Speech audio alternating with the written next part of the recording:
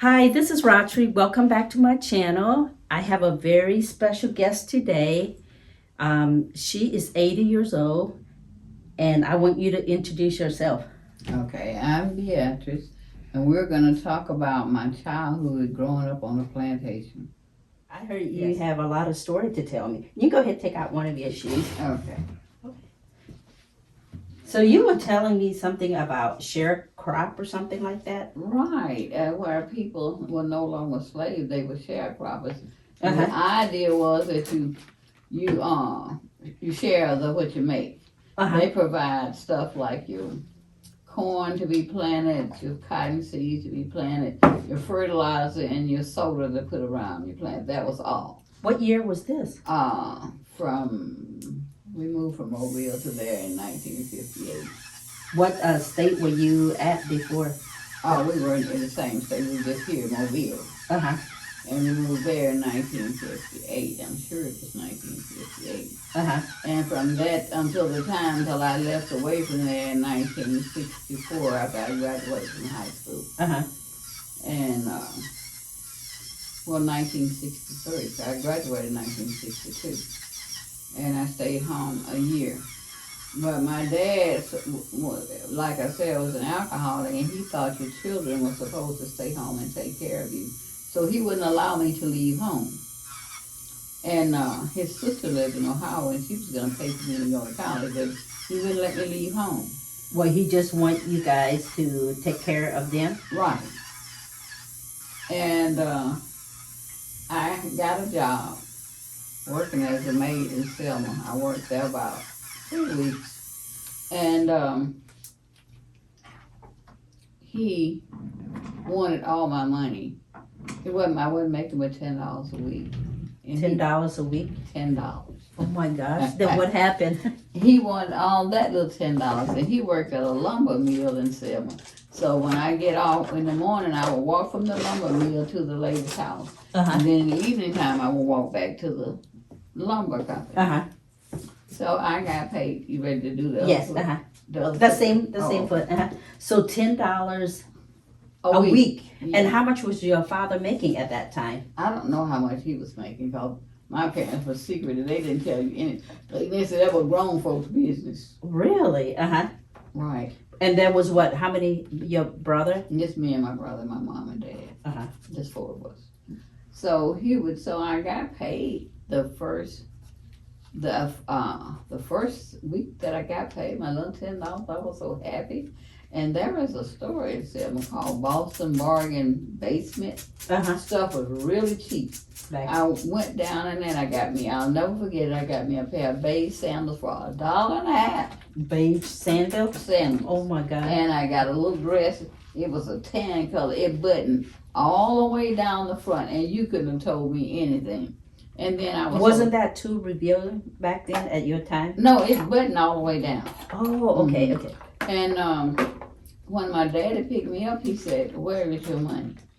I gave him what was left over. He said, "This is not the rest of it." Now, mind you, I spent less than $5, and I still got maybe about $6 left of $10. Uh-huh.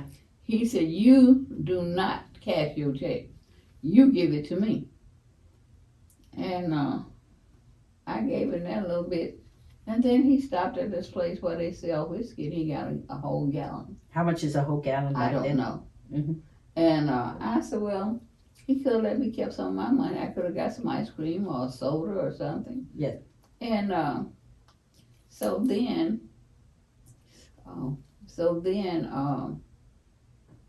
we went on to the house, and I told my mother I didn't think it was fair that he took all of my money. He could have let me keep $2. I said, I bought this dress and these shoes because I haven't had a new dress or a pair of shoes since I graduated from high school a year ago. Mm-hmm.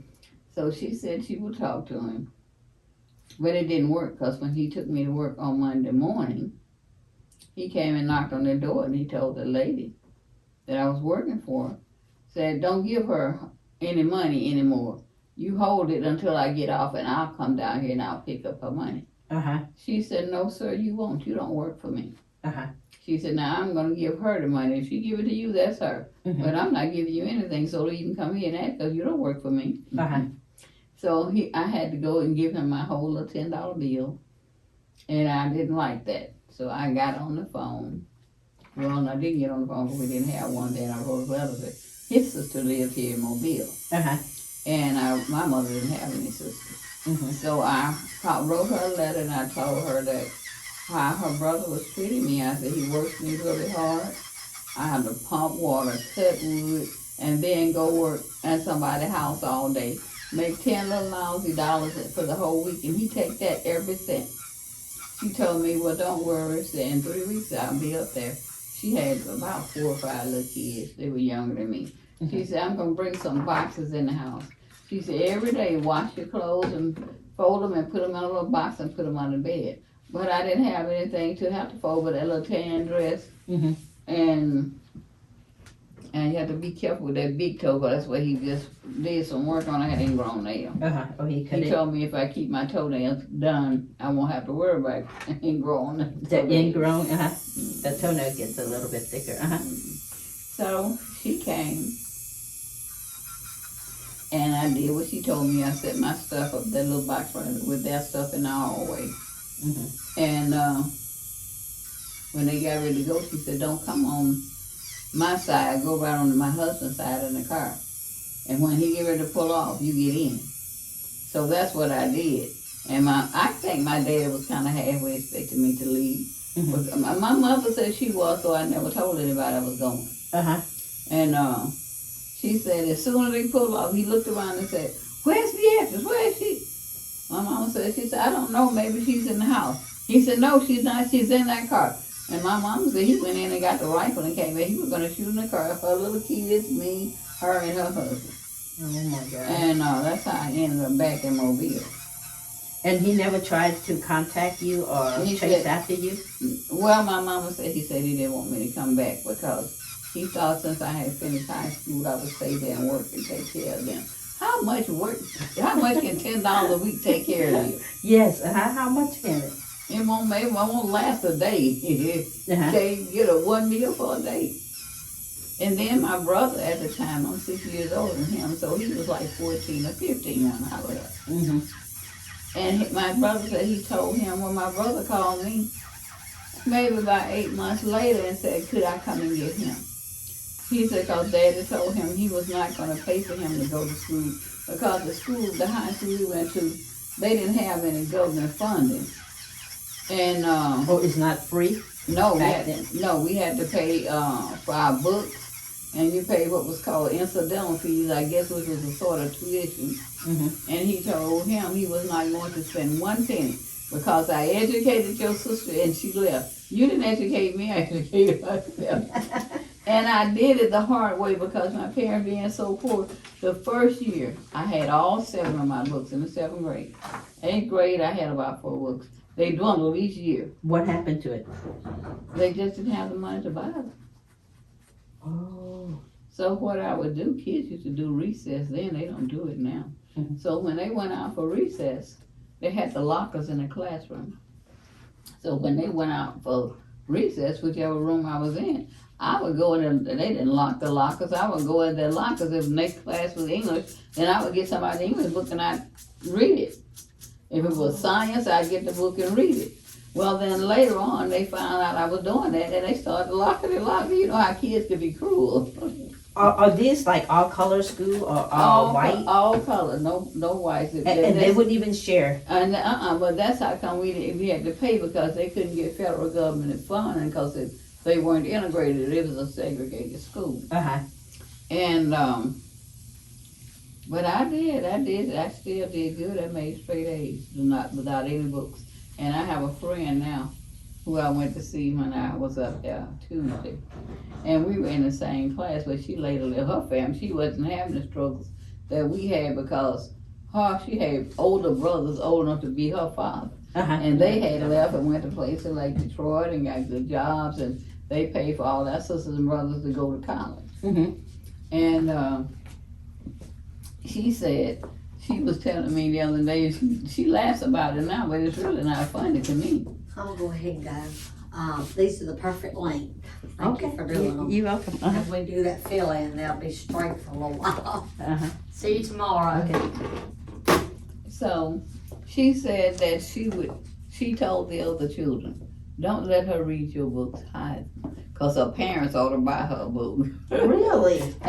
They were that jealous? Right, and then she said That's crazy. even when I could be able to go to the library to read a book, she said, I would hide the books because I thought you were smarter than me, but I really wasn't because she went on to become a judge. Really? Where was she a judge at? In Michigan. Michigan? Yeah, when she was, first she went to school to be a nurse, and she said it wasn't making enough money for her. So she joined the police force after going to the police academy. And she liked that kind of work, so she went on and paid her way through law school. Really? And she was a lawyer, then she went on to become a judge. But she said she thought me and another girl was smarter than her. So she would hide the books and tell the others, don't let me read there. She said, no, I'm a doggone, you still make good grades. She said, I just wanted to murder you. You gonna do my toes? Yes, Let's see what color that is. It matched. What color was it? Let me see. Do you remember the name? Berry. It was something. Berry. Let's see. Berry cherry. Yeah, this is it here. Cherry. Berry. Okay, cherry berry. Yeah. This is the color that she got last week. Okay.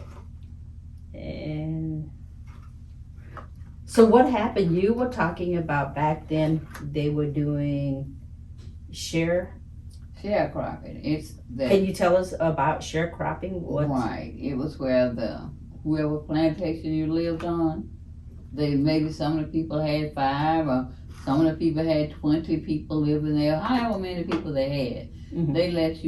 They tell you was working on halves, which meant that you would get half of whatever crop that you made. But they didn't do that. And back then, I'm pretty sure, I don't know the prices of stuff, but I'm pretty sure that a sack of seeds did not cost $1,000. And a sack of sodium didn't cost $1,000. But like my daddy made 21 bales of cotton, he didn't get any money. Who got the money? You go ahead, get the man that who's planting, not the man we was on plantation that was owned by the Berries, and the older one was dead, and they had some people, I guess it was grandchildren living in Montgomery. But they had this man as an overseer. And when we first went there, they had a man named Mr. Bryant, who was the overseer, and he retired. So then they brought this man in, Mr. Brownie. Mr. Bryant, he was nice. He didn't give people what they earned, but every now and then he would feel sorry for them and give them $400 or $500. But not Mr. Brown. He was a mean little man. So he's like what would you call like a general manager or a manager? But they called him an overseer. You go ahead, put it flat on the floor. Okay. And then what happened? He oversee to make sure like all you guys here. Well, his job was to. It's not right. It's right. Okay. His job was to ride around on the plantation. On the plantation, right, and see that everybody was working. If they knew, otherwise they didn't really bother you. You was on your own to work. But Mr. Brown was so mean.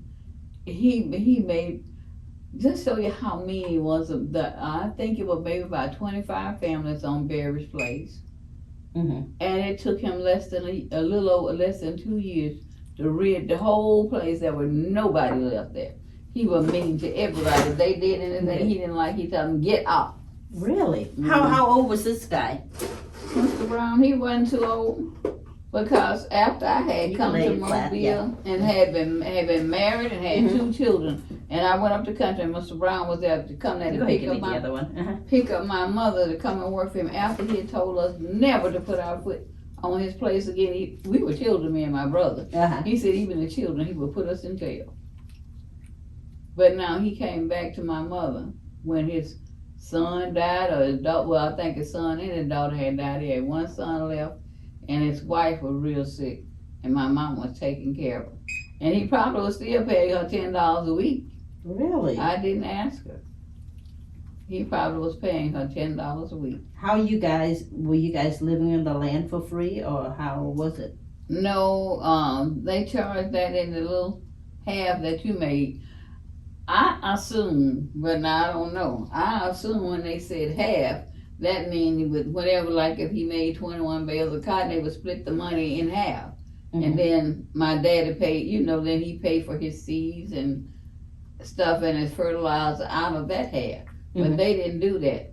They took their half free and clear. And then they got half of what you had after you paid up to pay for your seeds, your You put it flat. your seeds and your fertilizer and soda. Well, so that was unfair. You take if I got 10 and you take 5, that leaves me with 5. Then I got to pay for everything out of my 5, and the little rent, whatever they rented. I think they didn't pay a lot of rent for the property. I'm not sure. Like I said, they didn't tell children too much, so I'm not sure how much. I'm sure the rent wasn't that much, maybe $2 or $3 an acre. And my dad had 15 acres of cotton and 10 acres of corn. But no matter how much you work, not just my dad, all the other people, no matter how hard you work and how much cotton you pick, you didn't pick enough to ever get over $400 or $500. If you got that, and if you got that in a 2-year period, within a 2-year period, you ain't gonna get none the next year. And the next year, they tell you didn't make enough crop to pay your portion out. So they always try to keep you under. Always. Did your father know that? Everybody know it, but there's nothing they could do? A lot of people, my daddy didn't know. He couldn't read and write. What about your mom? Can your mom? My mother only went to the 6th grade, but she could read and write, and she knew that could be better. But back in those days, men were kind of the boss, I would say. And You can put it flat, huh? And whatever my dad said went. We could not wear shorts at our house. My daddy didn't allow that. No shorts, no pants, none. And I can remember it was so funny when I came to after I first come to Mobile, and I went up there and I had on a pair of jeans. He said, "You can't come in here." And I'm going, "Why? You don't nobody wear the pants in this house but me. You cannot come in here. You go down the road and change your clothes and come back." My mama said, "She's not going anywhere. Come on in this house." Well, he couldn't read and write, and he was old-fashioned, and my granddaddy was even more old-fashioned, because when we moved from Mobile, I always loved to read. I believe my mother taught me to read probably when I was about 3 years old, if I could talk. I don't ever remember learning how to read. I've always known how. As far as I can remember, I've always known how to read. And I had lots of little books. And when we lived across town on the north side of Mobile, there was a little store called Brothers. And they sold little children books, and they went for 25 cents. So when other kids got some money in their hand, they went and bought candy and cookies. I bought a book. And when we moved, the little regular shack we were living in across town, they were getting ready to build what later became the Orange. Put it flat. What later became the Orange Grove Project. There weren't any housing project over there when we were living. And so the house we lived in wasn't nothing but a tar paper shack, but they owned it. So they bought the people out over there. That's how we ended up moving up in Oroville. Because they were from Oroville. But the people bought the little regular houses out so they could build that Orange Grove Project in Mobile. Only thing that I took from Mobile, my parents sold their furniture, everything. Because they said they had plans to go to Nashville, Tennessee. Your parents? Because that's where they had lived before I was born. And but when they got up there, the little money they had, which I'm pretty sure wasn't very much, that they had gotten for the house and furniture that they sold here in Mobile, my granddaddy talked my daddy out of it. I had a sack full of books, a tall sack full of books. And I was sitting on my granddaddy's porch one day, and he told me, he said, "You need to put those books down. Reading those books is gonna make you crazy." And when my daddy came there, he said, call my daddy little buddy. He said, "Little buddy, don't let that gal read them books. She's gonna go crazy. Everybody read these fairy tales, go crazy." So daddy took my books and set them on fire, just like my granddad told him to. Boy, my mom was really mad when she Because found out. you spent a lot of money on those books. And she was really more upset because I love to read and she didn't want to stop me from reading, Yes. from learning. So I thought I was doing something big. I want to explain to my granddaddy that everything is not a fairy tale in a book. Yes. So when he came on the porch, I said, Papa, that's what I called him. I said, every book is not a fairy tale. Uh-huh. I said, some books teach you different stuff, math, English. I said, you learn about other places and other people and other things, how other people live in other parts of the world. You learn a lot. He said, don't you sit there and talk to me like that. You're nothing but a child. Don't you try to tell me nothing. How old were you then at this time? 13. So he goes and he tell my dad when he come out, he said, little buddy, you need to whip her because she getting up in my face. She told me, trying to tell me something. I said, Dad, I was on the trying. He said, shut up. So I shut up. Because back then you can't really talk back to parents, and it made children, me and a lot of other kids, didn't know anything because you were raised up to be dumb. Uh-huh.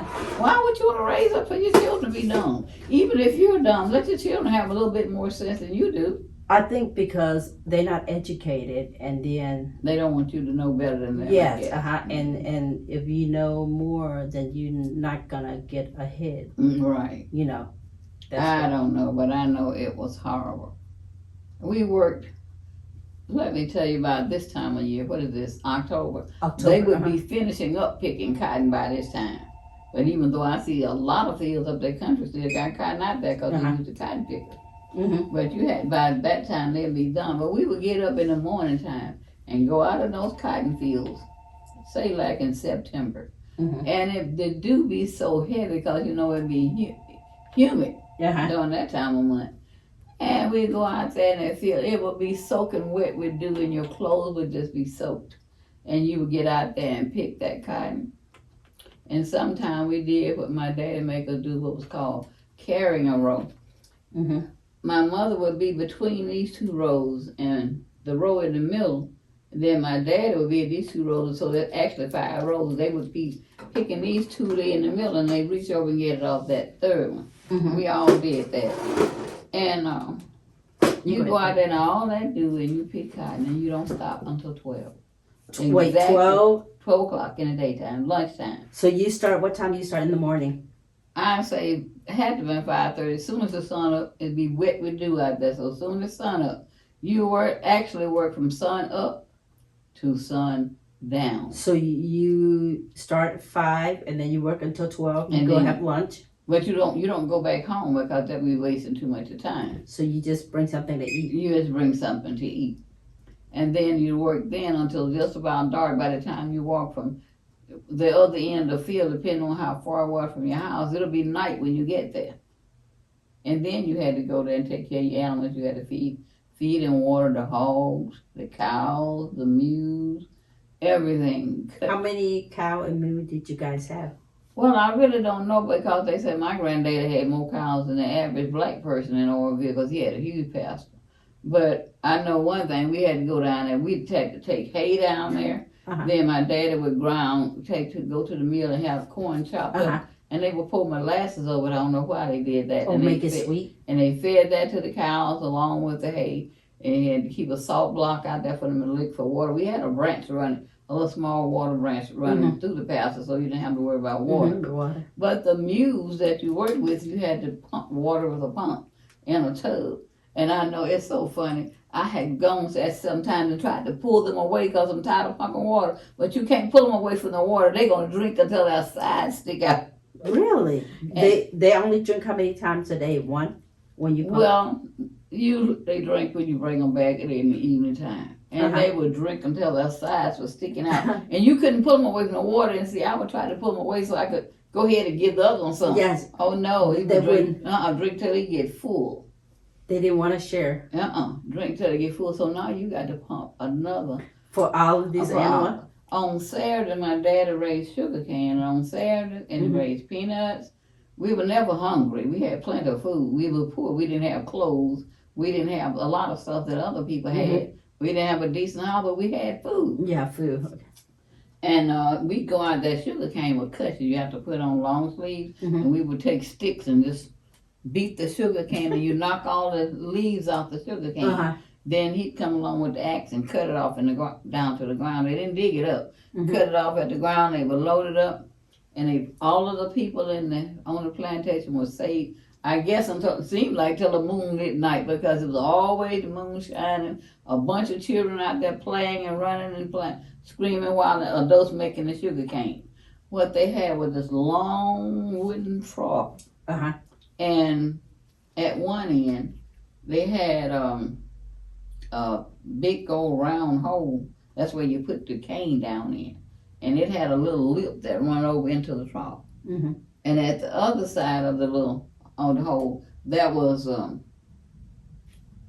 I don't know what that was, but it had some way they had the horse the mule connected on the end, Uh-huh. and he would walk around in a circle. And when he walked around in this hole, it came down, it would twist it, and that's how the juice came out. They just twisted Uh-huh. and twisted. Then they would make, after it's done, they make a fire under that, and they would cook it. And they had these long pieces of wood like paddles, and they would skim all of the foam off it. It would foam up and it would skim it off. When they got through, you had the prettiest, tastiest molasses that you ever wanted So to the eat. foam is what? The foam is the one they skimp it out. And yeah, they take Is- that off. You take it out, you throw that away. Right. Okay. And your molasses be just dark and pretty and smell good. And Did y'all sell it or? no, now one thing about my dad, he might have been mean, but he was, as a neighbor, He give it he'd away? share. Uh-huh. He'd have 5-gallon can this tall of it, and then he would put it in some little smaller cans Mm-hmm. and send it around to the people on that had a lot of children, and they didn't have nobody but us. He did the same thing with his peanuts. In the summertime, we had plenty of corns and peas and tomatoes and okra, and my mother and I canned all of that. We put it in jars. We preserved it in jars. All of the vegetables and some of the made jellies. You guys didn't try to sell it and make money out of it? Or they won't buy it? Well, they probably would have. We didn't have time to produce and harvest enough to sell. It was just to eat? Mm-hmm. Okay. But it was a lot of work. And I know one Saturday, a man came and asked my dad, could we go pick some cotton for him? Uh-huh. And he just had a lot of children. He didn't have no adults on his truck, big old flatbed truck. Uh-huh. And we got out there, cotton about this tall. The grass was about this tall over the cotton. You gotta be kidding. I said, I can't go out them scale snakes. Uh-huh. I said, I can't go out there. Uh-huh. He said, if you don't go out here, I'm going to tell your dad and he's going to pick you. So I'm nervous. I go out with my little sack on my back to try to pick the cotton. Uh-huh. As soon as I got out there, somebody said, there goes the black snake, and there go me. I went and jumped on the truck, and he came over. He said, your dad is going to whip you when you get home. I said, that's okay. Uh-huh. I'm not going back out there. He finally found a different feeling. Took all when I wouldn't get off the truck, all the other kids got brave. They decided they'd get on the truck too. And he said, well, I'm going to take you out to another field, but I'm going to tell your parents. Uh-huh. How much you guys make when you guys go out and? No more than 10. You wasn't going to ever make more than $10 a week. They paid you. Oh, they pay you by week? They paid with the cotton. If you picked the cotton, they paid you by the 100 pound. If you picked 100 pound of cotton, that was $2. $2. And how long does it take to pick 100? Some pound people of pick cotton? all day and they get but 100, and some people could pick maybe and pick 200. It just depends on how fast some people could work. So if you didn't get but 100 pounds of cotton and it took you all day, you made $2 for that day. For that whole day? For that whole day. Oh my gosh, that's a lot of work. It was, and a lot for a little money. Everything was by the day or by the week, Uh-huh. and nothing higher than $10 a week. That was it. That was it. And Just then- enough for you to get by and not get rich. I mean, you could barely get by if you weren't like my father and didn't raise the foods and stuff that you needed to eat. Uh-huh. You wouldn't be getting by if all we had to buy was flour and sugar. It's hard for you then, right? It's hard for someone. Right, people was a lot of children. and who were too lazy. Like my aunt, she had 12 children. She didn't have a garden. She didn't have any chicken. But she always wanted. She was always sitting around the neighborhood begging for food. Really? But she didn't have. She could have raised a chicken.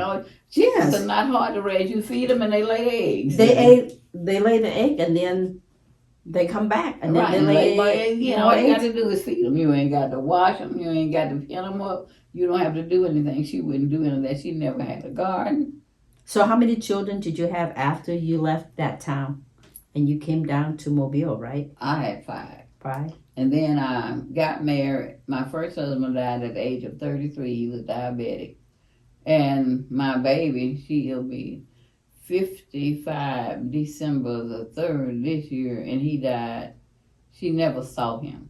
When he died, he died in this month in 1968. He died in October. And my baby was born, and he died in October, and she was born. That was 69 because she was born he died in October. She was born December the 3rd. And so here I was stranded with a whole bunch of children, not much education. Boy, by then, how many kids? You say 5. 5? Ooh, what was their age then? They were all stair steps. So my mother, to help me out, she took the oldest one. And she was raising him. She kept him until he was about 7. And things were better financially for me then. So she gave him back. So that means I had 4 children at home. Then he came back to me when he was 7. And then I got married again. Oh, how did you met this special person? I always knew him. He was from the country. But I didn't know him in Mobile. We didn't move in the same circle, so I knew him in the country. And after my husband had been dead about 3 or 4 years, I guess he came to my house and he said, I said, well, how did you know I live here? He said, I've always kept in touch with your brother, asking him about stuff. And he said, your husband had died. So we started talking, and eventually he was looking for a wife. He had never been married. How old was he at that time? I was probably 30-something at that time, and he had been about 32. And never been married? Never married, but he had a son. Oh, okay. And the son's mother was a drunk. I mean, just not a drunk, she was an alcoholic. And he got married, and we took his son in, and I raised his son. Okay. I had all these children. Well, as I was telling you about Cheryl Wynn the other day that helped me get the job. Well, I left there, even though she was angry about it because she helped me get the job, and I went to Apple Brewer Center on my own and got that job with the state. And then I transferred from there to the Department of Industrial Relations, and I was working with the State Department Service. And that's where I stayed until I retired. So you made money, and then your husband too, right? He worked and helped out? He didn't help out. He worked at the Alabama State Doctor. I divorced him. After 12 years, I divorced him. Oh, your second one? Did you marry again the 3rd time at all? Married the 3rd time now to the world's most wonderful man. What makes him so wonderful? He's quiet. Oh, he doesn't talk back? No, hello, pussy. He sure don't talk back. Oh, so he's quiet? He's quiet. And he's not argumentative. I'm the argumentative one. He's not argumentative. You're the stubborn one? Maybe so. And if I say that, and then he's always defensive. And I try not to say stuff to him because it hurts his little feeling. He gets defensive. If you said, you dropped something, you know it wasn't intentional, he's defensive. I didn't put that there. You know, he's defensive like it's him that he'll be belittling. So I don't do that. But he doesn't complain about food. Whatever you cook for him, he if will I eat. don't cook, it doesn't matter. He will cook it? He'll either cook it or he'll fix him a sandwich. Well, it's too late for me to go back and take anything out the refrigerator, so I asked him when I put him out, what are we eating? He said, well, I got some stuff there. I can make me some sandwiches. I said, well, what about me? He said, make you some sandwiches.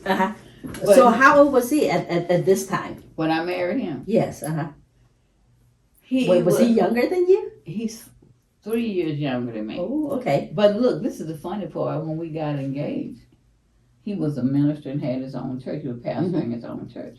My grandson was working at this place out at Brooklyn Field, and I needed him to be an usher on the day about because we had a wedding.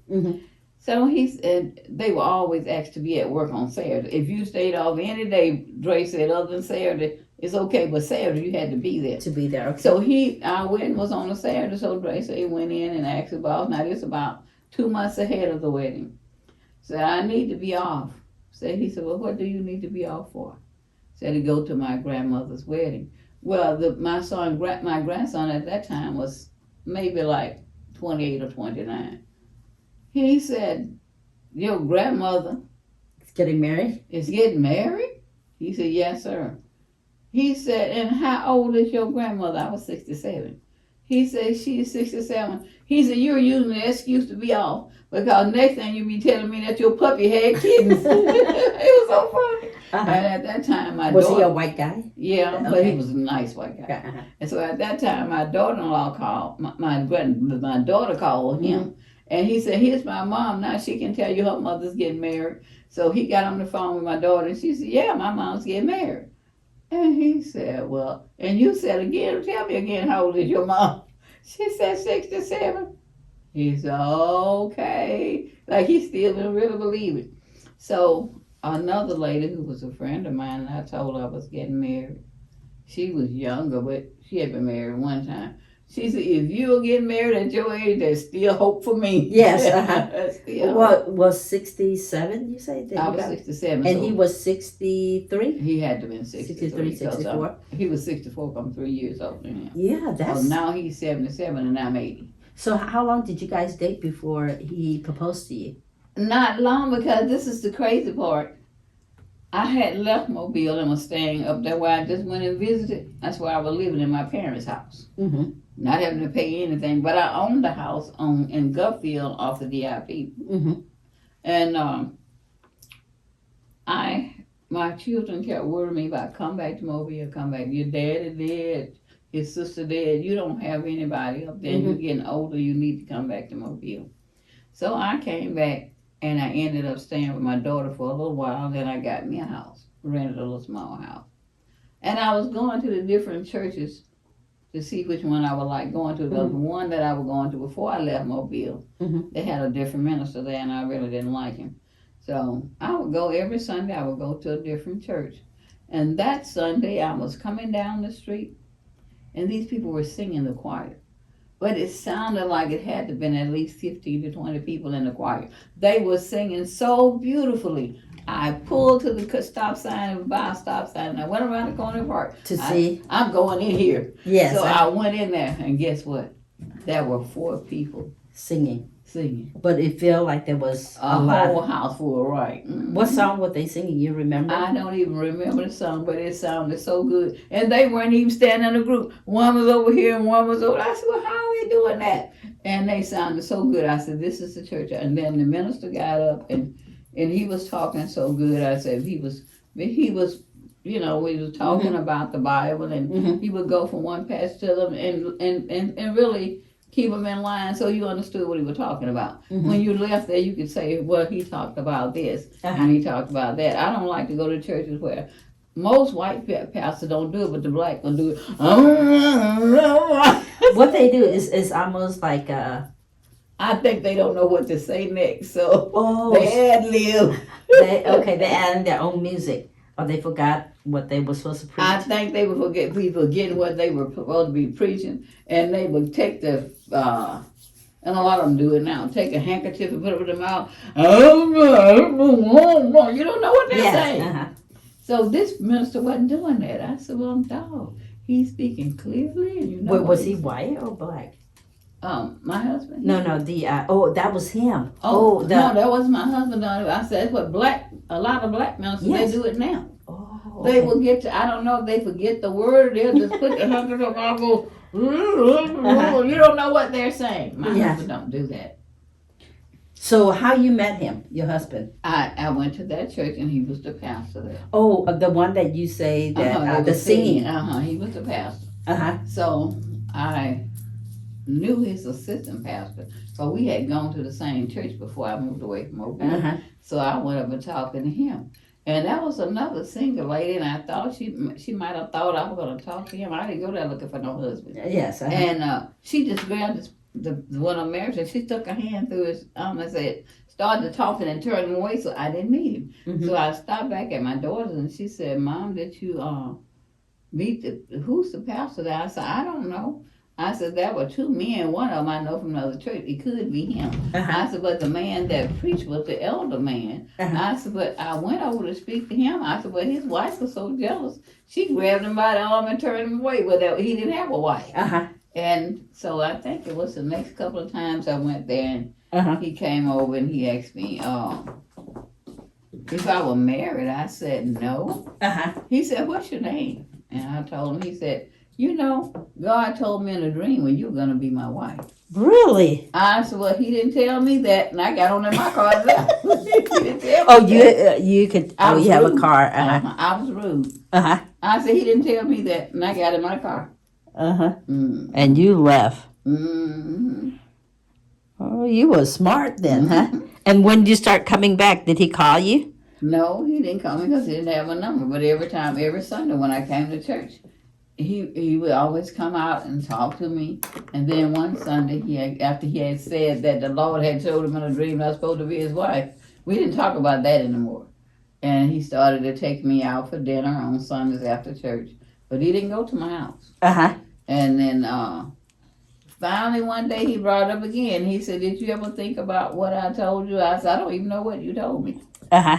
He said, I told you God wanted you to be my wife. He showed it to me in a dream." I said, "Well, he still hadn't showed it to me." I said, "I'm not looking for a husband." I said, "I've been single now for about 20 years and I'm not looking for a husband." I said, "I'm fine by myself." He said, "Well, I haven't had a wife in 14 years, but a lot of ladies here and they all want to get married to me." Uh-huh. He said, "But I think they get married because they think I got money, which I don't have." Uh-huh.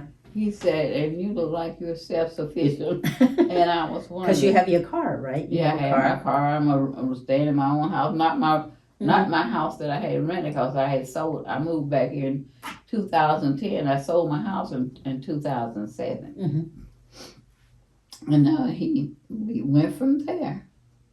And I tried all the excuses to get out. I told him, I said, "You looking for a wife? You looking for the wrong person because I don't know how to cook." Mm-hmm.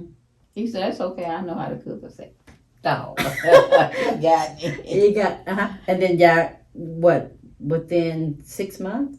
Y'all got married or? About 8 months. 8 months? And we got married and we had a nice big wedding. And No kid? no, we were too old. Well, you never know. You know, you have some women that give birth at 60-something years old. There's a story, a joke about that too. Really? That an old lady got pregnant. Yes. And she had a baby. She was in her 60s. And a friend went over to see the baby. The lady said, "Well, you can see him," but she never got up to show her the baby. So the lady said, "Well, how come I can't see the baby now?" She said, "Baby, it's sleep." She said, "Well, I don't want to have a conversation with the baby. I just want to see the baby." She said, "Well, I didn't want to tell you, but I'm waiting till the baby cry because I don't know where I put him." She's old, so absent-minded. She's put the baby somewhere, waiting for the baby to cry so she can find him. You gotta be kidding. Is this real? No, that was a joke, but I'm going to tell you one for real. One of my co-workers, she was 42 when she married the first time. Cheryl said she loved to shop, go to the mall, and go places with her friends. And Cheryl, they was staying in an apartment over on the north side of town. Her husband was going to work, and she was off because it was on Saturday.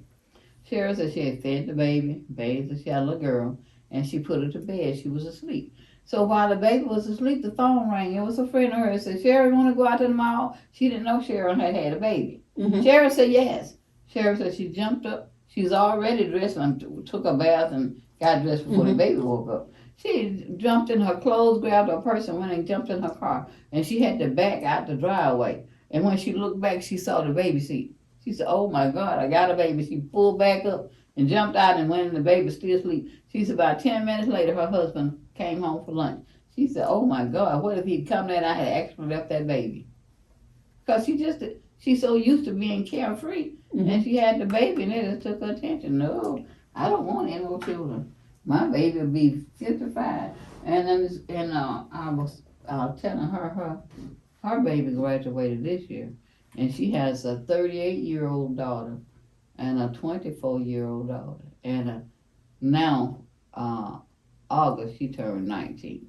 So she got I told her three different. ages at 3 different ages. Because she and her husband was trying to have a boy. Mm-hmm. Well, they had a boy right after they had the one that's 19, but he died about 4 days after he was born. Mm-hmm. After that, she and her husband didn't get along. I don't think they were getting along too well before, Mm-hmm. but I think maybe she thought if she keep on trying that she'd have a boy. But a lot of people don't realize children do not seal a marriage. No, children do not seal a Yeah, you marriage. have to work at being married. Yes, you have. It You have takes two people, Yeah, not just one. right. It's not a one way. It's Mhm. a 2-way. That's gonna be some give and some take. Mhm. You know, I might not like a lot of the things my husband do, and he might not like a lot of things I do. But we make a compromise somewhere in the middle. Yes. And like if I want to go somewhere, he don't tell me I can't go. He'll say I'm not going, Mhm. or I don't want to go. Well, if you don't want to go, that's you. Yeah. And sometimes he might go places that I don't want to go. I said, well, I'm not going. He said, okay, I'll be back. Mhm. But other than that, he's not hard. Well, I really guess he's not hard to please because you don't know what's gonna please him or not please him. He's too quiet. Oh yeah, the If quiet one could be dangerous. You know if that, I right? cook, yeah, that's what they always say. But now I can cook something that he don't like to eat. He's gonna eat it. Yes. But then I'll know he don't like it because he won't eat but a little A bit. little bit. I think that's like Friday. I said, well, I'm gonna bake some salmon Mm-hmm. and fix some kale and some mashed potatoes. He ate the mashed potatoes. He ate a little of the kale. Now he'll eat turnip greens and collard greens, but he don't like kale. Mm-hmm. So he ate a little of the kale, and I don't think he even touched the salmon. So he doesn't But those like are healthy foods. it. He don't want that. He like foods that's not healthy for you. Like potato, steaks, The meat. He Oh, the like meat. a lot of pork. pork. I think guys are like that, you know. Mm. But as they get older, you know, we need to try to eat something that is more healthy. Right, for and us. I'm trying to get him healthy because in 2019, we married in 2011. In 2018, he had a stroke, Mhm. and he was paralyzed for about 6 months. And after he got up, I said, "You're gonna have to eat healthy. I'm gonna Yeah, feed change you. it. I'm gonna feed you healthy." He said, "You can cook healthy, but I'm gonna eat what I want." I think by that time their mind is so set, like you can't change their Right, mind. by him being by himself Yes. for 14 years, when he took care of his mother for 14 years because she died a week before we got married. She was 96, and I think he just set in his ways. And then I think he had a lot of wives who was a whole lot different from the kind of person I am, Yes. and so that makes a difference. Because right after we were married, somebody told him when we were going to church. He said, "How come you didn't tell me you had been to college?" I said, "Well, what difference would it make?" Yes.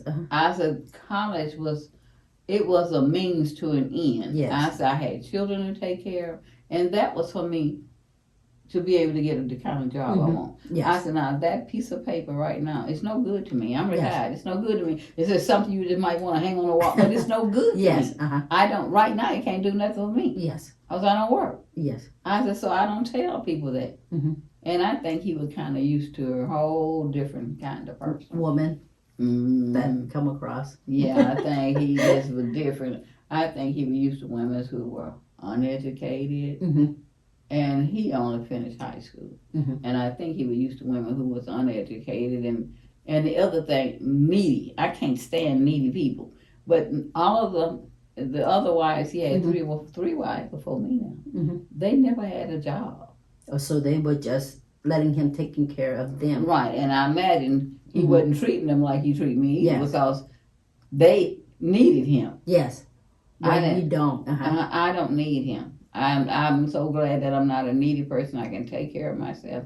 I'm not rich by any means. I'm not even comfortable. Well, you independent.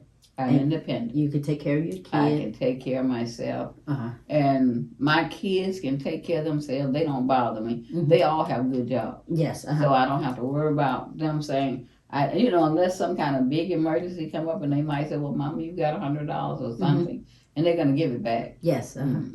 Now, my baby is the worst part. She's the worst one, and she'll be leaving tomorrow, going to her job is sending her to Lafayette, Louisiana. Mhm. I had asked her to make me a cake to take to my church Mhm. this coming Sunday. Well, Mama, I'm not gonna get back till Friday. I'm gonna be really tired. I said, okay then. I'll just buy one from the store. I don't do no lot of cooking. Yes.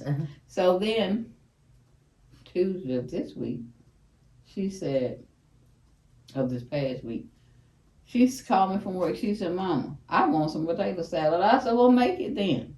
She's a pretty good cook. Mm-hmm. No, I want yours. I said, well, we'll make a deal. If I make your potato salad, you'll make my cake. Mm-hmm. She said, Mama, but I'll make him. So she come over after I finished making the potato salad. I made a long pan like this in a little plastic container. She come and got it. I said, well, don't you want to ask me if I want some? She said, no, because you may say yes.